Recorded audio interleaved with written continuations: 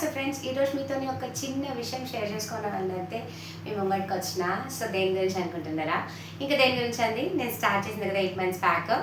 So మీరు కూడా start చేయాలనుకుంటే ఖచ్చితంగా స్టార్ట్ చేయొచ్చు. కానీ ఏంటంటే ఫస్ట్ స్టార్ట్ చేసేటప్పుడు కంప్లీట్గా ఏ విషయమైనా సరే కంప్లీట్గా A to Z దాని మీద రీసెర్చ్ చేసి స్టార్ట్ చేస్తే బెటర్. ఎందుకంటే నాలాగా బ్లైండ్గా స్టార్ట్ చేసేది అనుకోండి, అసలు ఏది ఎట్లా చేయాలో ఏది ఏం చేయాలో అర్థం కాకుండా అయోమయంగా మధ్యలోనే డ్రాప్ కావాల్సి వస్తుంది. అట్లా అని చెప్పి నేను మధ్యలో డ్రాప్ కాలేదు. ఎందుకంటే నేను మధ్యలో నాకు ఇష్టమైంది మధ్యలో డ్రాప్ చేసే రకం అస్సలు కాదు. సో లాస్ట్ వరకు కంటిన్యూ చేస్తాను అనమాట. బట్ ఇప్పటికీ నాకు అర్థం కాని ముచ్చట ఏంటంటే ఎందుకు హాఫ్ నాలెడ్జ్తోని యూట్యూబ్లోకి రావాల్సి వచ్చింది అని. బట్ స్టిల్ నేను ఒక్కొక్కసారి కూడా రిగ్రెట్ అవుతా, అరే ఎందుకు ఇంత లేట్గా స్టార్ట్ చేసినా అని. సరే లేట్గా స్టార్ట్ చేసినా కనీసం మొత్తం తెలుసుకోవాలన్నా స్టార్ట్ చేయాల్సింది కదా అని ఒక్కగానొక రిగ్రెషన్ అనమాట. అంతే, అంతకుమించి ఐఎమ్ వెరీ హ్యాపీ నన్ను యూట్యూబ్ లేట్గా అయినా స్టార్ట్ చేసినందుకు.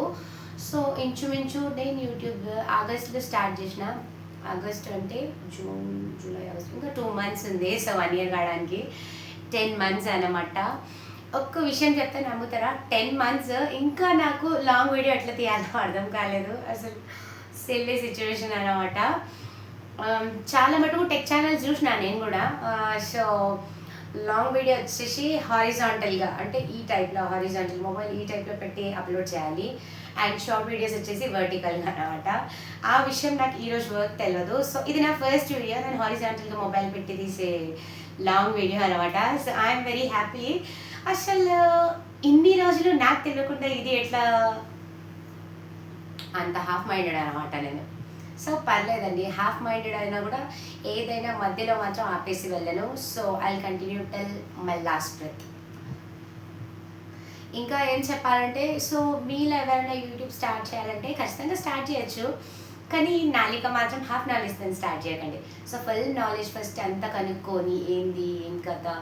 సో ఎడిటింగ్ అంటే ఏంటిది, ఎడిటింగ్ తర్వాత వాయిస్ ఓవర్ ఎట్లా ఇవ్వాలి, నెక్స్ట్ ఇదంతా మంచిగా 1-2 సార్లు అన్నీ చెక్ చేసుకొని యూట్యూబ్ స్టార్ట్ చేస్తే మంచి రిజల్ట్స్. మీరు నా వెరీ ఫస్ట్ వీడియో చూసిండ్రు అనుకోండి, చిక్కి పాప వీడియో ఉంటుంది. సో క్యాజువల్గా ఆ రోజు చిక్కి పాపని నేను స్కూల్ నుంచే తీసుకొని వచ్చి ఏదో ఇట్లా మామూలుగా మన చిన్నపిల్లల వీడియో క్యాప్చర్ చేస్తాం కదా, అట్లా క్యాప్చర్ చేసి పెట్టేసిన. సో అప్పటికి నాకు ఎడిటింగ్ తెలియదు, లైవ్ అంటే ఏంటి తెలియదు, అసలు యూట్యూబ్ ఛానల్ స్టార్ట్ చేస్తే ఎట్లా అని తెలియదు, ఏం తెలియదు. సో నేను బిఫోర్ కూడా షేర్ చేసిన. సో ఛానల్ స్టార్ట్ చేయగానే డబ్బులు వస్తాయి కావచ్చు అని. అసలు ఎన్ని ఊహించుకున్నానో, ఇన్ని పైసలు వస్తాయి అన్ని పైసలు వస్తాయి అని. బట్ అదంతా కాదు, మనం సక్సీడ్ కావాలి.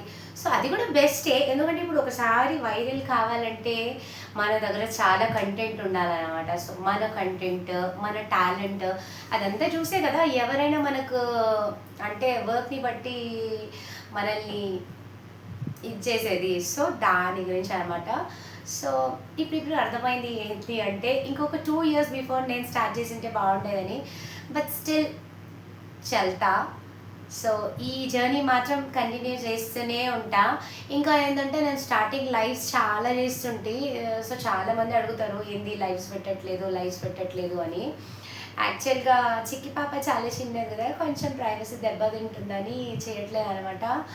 సో సూన్గా ఒక గుడ్ న్యూస్ అయితే ఖచ్చితంగా షేర్ చేస్తా, అది కూడా లైవ్ గురించి.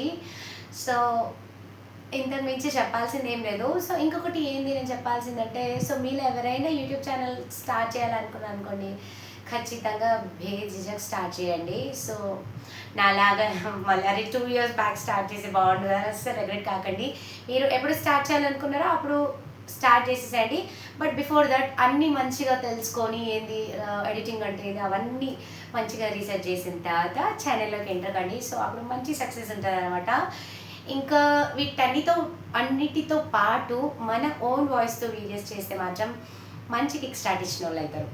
So friends, that's all for now. మీరు నచ్చితే లైక్ చేయండి, కమెంట్ చేయండి, ప్లీజ్ సబ్స్క్రైబ్. బాయ్.